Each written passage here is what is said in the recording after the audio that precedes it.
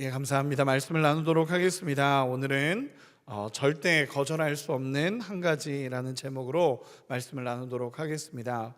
오늘도 이 새벽에 이 자리에 나오셔서 예배드리는 모두를 진심으로 축복합니다. 하나님의 은혜가 우리 가운데 있기를 소망합니다. 오늘 말씀은 예수님께서 어제 본문에 이어서 누가복음 10장에서 예수님께서 70명의 제자들, 사람들을 파송하시면서 하셨던 말씀 중에 하나입니다.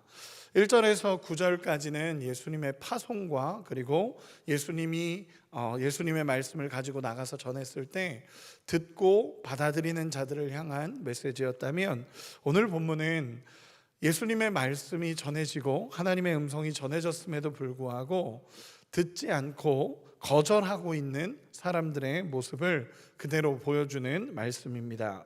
그래서 거부하는 자들에게 예수님은 어떤 선언을 하고 거부하는 자들은 어떤 심판을 받는지에 대해서 예수님께서 이야기하고 있습니다. 여러분, 우리가 살아갈 때, 우리가 살아가는 삶을 생각해 보면 항상 어떤 선택들이 있지 않습니까? 우리가 어떤 것을 하나를 긍정하기도 하고 부정하기도 하고, 또 어떤 제안이 왔을 때 받아들이기도 하고 또 거절하기도 하는 게 우리의 모습입니다. 또 어떤 때는 거절해야 되는 제안들도 분명히 있습니다. 그러나 또 거절함으로 인해서 또 그런 책임을 져야 되는 일들도 분명히 있죠.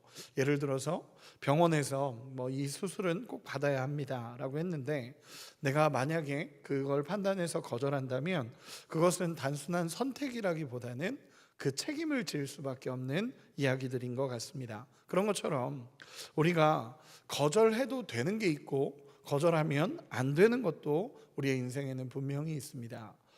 우리가 오늘 본문에 나타난 여러분 예수님을 믿으라는 초청은 거절할 수 있는 영역이 아닙니다. 우리가 선택할 수 있는 영역이 아니라 절대로 거절해서는 안 되는 것이 복음을 들은 자의 모습이라는 것입니다. 오늘 본문을 통해서 거절하는 자들에 대해서 예수님은 어떻게 선언하시는지, 또 거부했을 때 나타나는 심판은 무엇인지, 또 거부의 궁극적인 대상은 누구인지 하나하나 간단하게만 살펴보도록 하겠습니다. 여러분, 하나님의 말씀은요, 오늘 우리에게 주시는 하나님의 말씀은 조금은 불편한 이야기입니다. 오늘 주시는 말씀은, 그러나 여러분 우리가 기억해야 될 것은 이 하나님께서 말씀하시는 이 복음의 핵심은요, 언제나 심판이 아니라 돌아오라라는 예수님의 메시지라는 것입니다. 여러분, 그 마음을 가지고 오늘 말씀을 보도록 하겠습니다. 앞에서 이야기한 것처럼 1절에서 9절까지는 예수님이 파송하시고 영접하는 자들에 대해서 예수님이 말씀하신 거라면, 오늘 본문은 거부하는 자들에 대해서 어떻게 해야 되는가라는 것에 대한 말씀입니다. 우리 10절, 11절 같이 한번 읽어보겠습니다. 10절, 11절입니다. 시작. 어느 동네에 들어가든지 너희를 영접하지 아니하거든 그 거리로 나와서 말하되, 너희 동네에서 우리 발에 묻은 먼지도 너희에게 떨어버리노라. 그러나 하나님의 나라가 가까이 온 줄을 알라 하라. 아멘.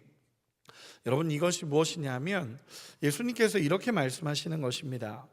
이 예수님의 복음을 전했고 하나님 나라의 복음을 전했는데도 불구하고 그들이 받아들이지 않으면 나와서 발에 묻은 먼지도 털어버리라 라고 이야기하는 것입니다.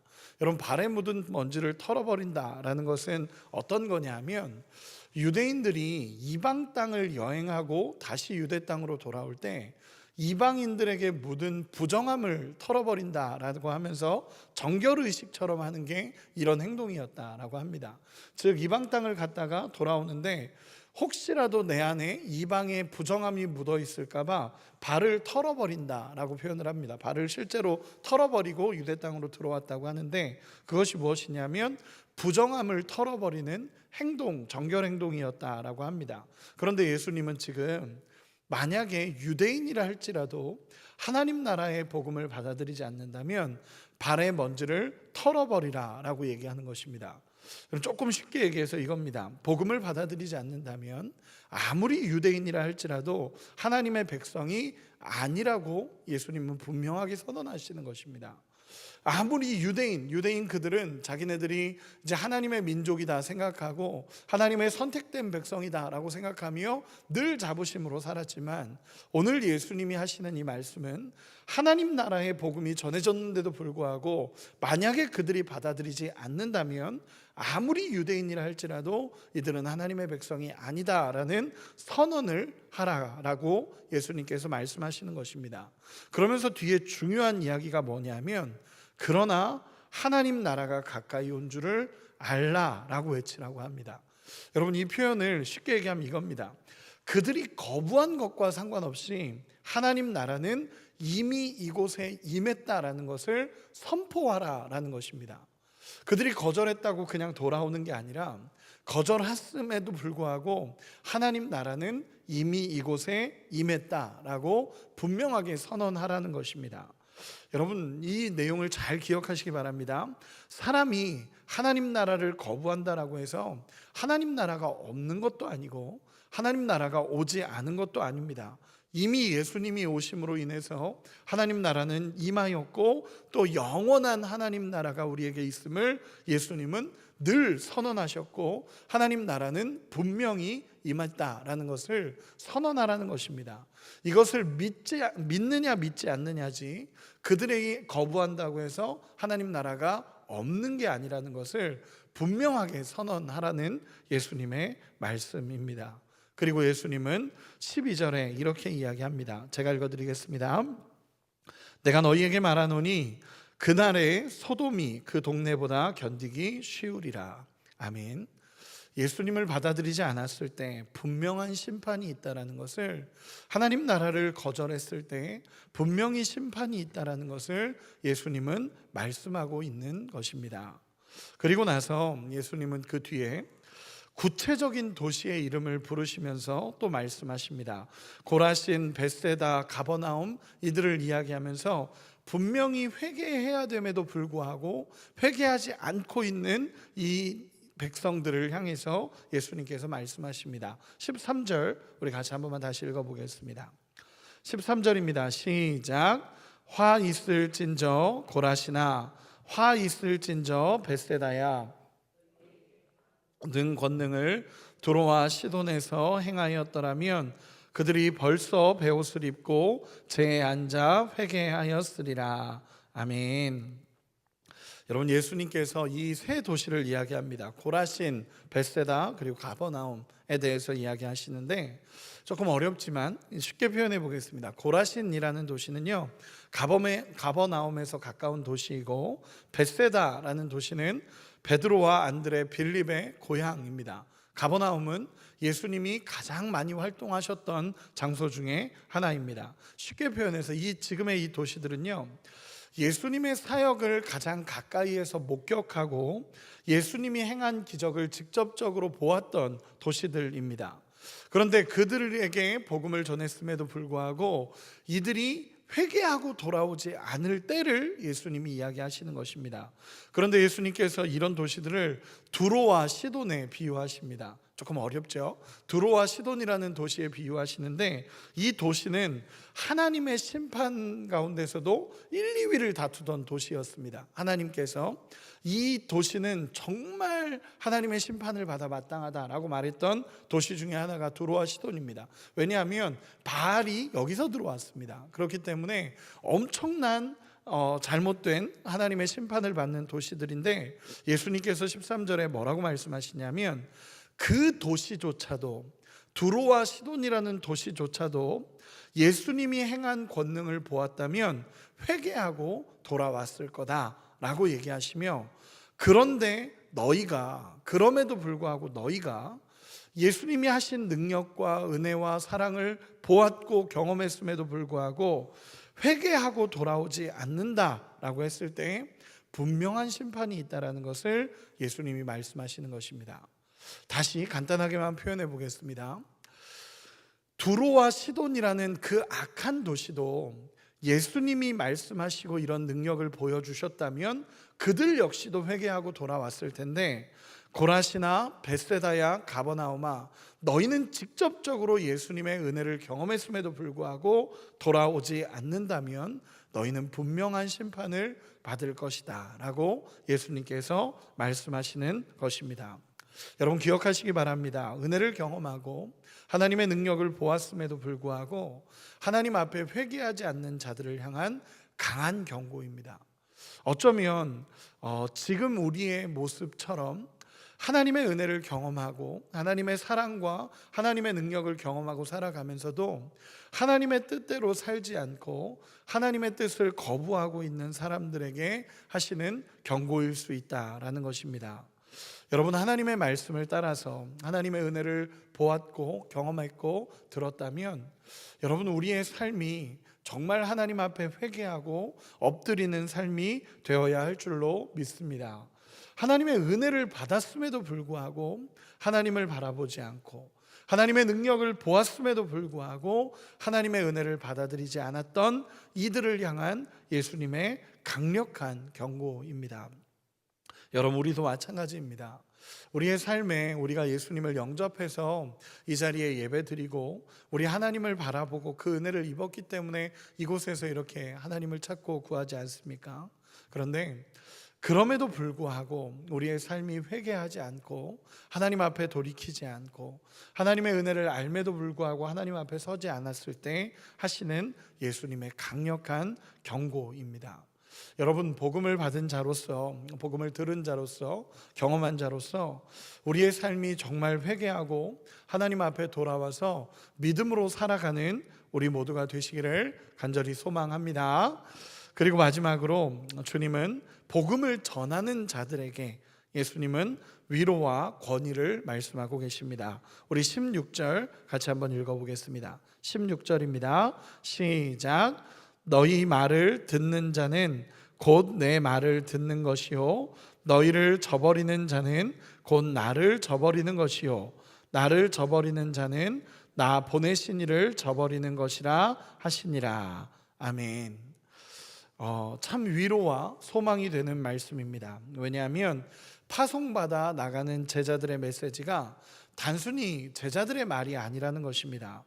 예수님께서 하시는 말씀을 제자들이 전하는 것이다 라는 것을 이야기하는 것이고, 그리고 더 궁극적으로 하나님이 하시고자 하는 메시지를 너희가 전하는 것이다 라고 이야기하십니다. 여러분, 전령의 역할은 왕의 명령을 전하는 것이 전령이죠. 여러분, 전령이라는 것은요, 전령이 음성으로 전하기는 하지만 사실은 왕의 명령을 가지고 전하는 것이 전령의 역할입니다. 우리가 드라마 사극 같은 데 보면 옛날에 어명이요 하면은 사람들이 다 그 앞에 엎드리지 않습니까? 그리고 어명에 대해서 이렇게 읽는 것처럼 이 제자들이 예수님이 이런 이야기를 하는 것입니다. 너희가 나가서 복음을 전하지만 너희의 말이 아니라 나의 음성이고, 그리고 더 궁극적으로는 나를 보내신 하나님의 음성이다라는 것을 예수님께서 분명히 말씀하십니다. 그러면서 이야기하는 것이 너희를 저버리는 자는 곧 나를 저버리는 것이고 나를 저버리는 자는 나 보내신 이를 저버리는 것이다 라고 예수님께서 말씀하십니다. 그럼 제자들이 외쳤던 그 복음을 거절하는 것은 궁극적으로 누구의 말을 거절한다는 것입니까? 하나님이십니다. 하나님의 음성을 거절하는 것임을 제자들에게 분명하게 선언합니다. 그리고 분명하게 예수님은 너희의 말이 아니라 내가 전한 복음, 그리고 궁극적으로는 나 보내신 이가 전하는 복음을 예수님께서 분명하게 말씀하시는 것입니다. 여러분, 우리가 복음을 전하며 담대할 수 있는 이유가 여기에 있습니다. 우리가 말을 전하는 것 같지만 사실은 우리는 우리의 왕이신 예수님의 음성을 듣고 예수님의 외침을 우리가 동일하게 외치고 있는다라는 것입니다. 그렇게 우리는 담대할 수 있습니다. 내 말을 전하는 것이 아니라 우리 주님이 주신 어명, 우리 주님이 주신 사명, 우리 주님이 주신 왕의 명령을 전하는 것이기 때문에 우리는 담대하게 복음을 전할 수 있다라는 것입니다. 여러분, 결과는 하나님께서 이루어 가십니다. 우리의 역할은요, 복음을 전하는 것이고 왕의 명령을 들은 전달자로서 왕의 명령, 우리 주님의 명령을 들은 정말 복음 전도자로서 우리의 사명은 늘 예수 그리스도를 외치고 하나님 나라를 전하고 우리 주님의 복음을 선포하는 것이 우리의 역할입니다. 그러므로 우리가 누가복음 10장 16절까지의 말씀을 정리하면서 예수님께서 그 제자들을 세우시고 예수님은 그 제자들을 파송하십니다. 너희가 그 하나님의 마음을 가지고 너희가 예수 그리스도의 복음을 가지고 온 땅에 가서 복음을 전하고 하나님 나라를 선포하라라는 것입니다. 그들이 믿는다면 하나님 나라가 임하는 것이고 그들이 믿고 받아들인다면 영원한 생명을 누리게 되는 것이고 오늘 본문처럼 받아들이지 않는다면 결국 그들 안에 심판이 일어날 수밖에 없다라는 것을 예수님께서 말씀하십니다.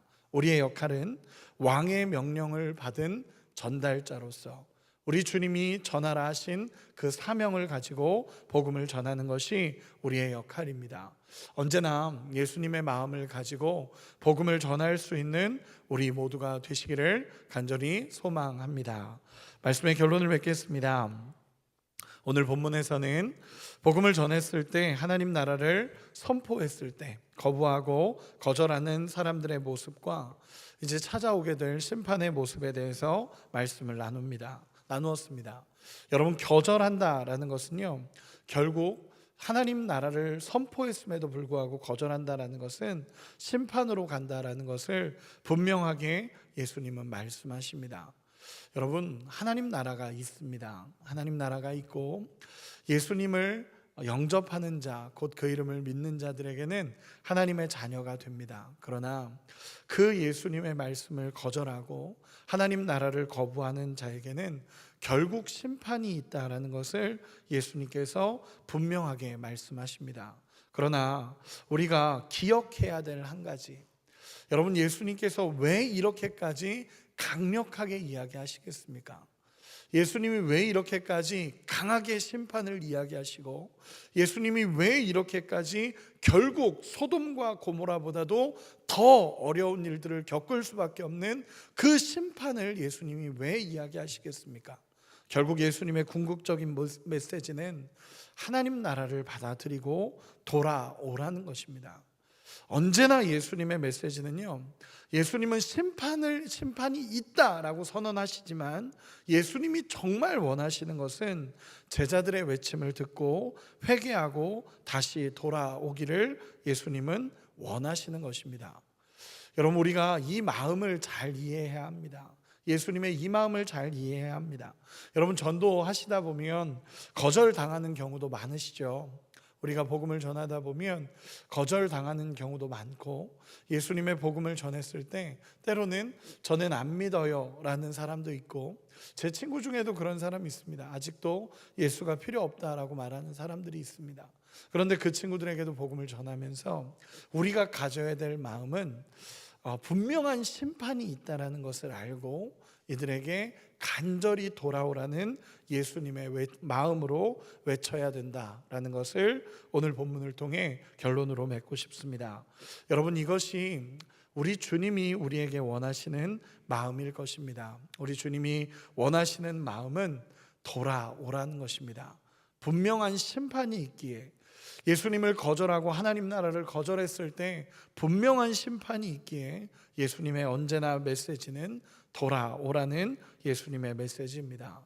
여러분, 우리도 우리의 삶을 점검해보고 혹시나 우리가 은혜를 경험했음에도 불구하고 예수님 안에 살아가지 못하는 모습이 있다면 우리 역시도 하나님 앞에 회개하고 우리 주님 앞에 돌아가는 놀라운 역사가 일어나기를 소망합니다. 그리고 또한 우리가 믿고 우리가 먼저 복음을 받은 자로서 믿은 자로서 그 마음의 중심을 가지고 정말 믿지 않는 자들을 향해 복음을 전하며 분명한 심판이 있기에 그들이 돌아오라라고 외칠 수 있는 그 긍휼함이 우리 안에 있기를, 그리고 정말 간절하게 예수 그리스도를 전할 수 있는 전도자가 되시기를 예수님의 이름으로 축원합니다.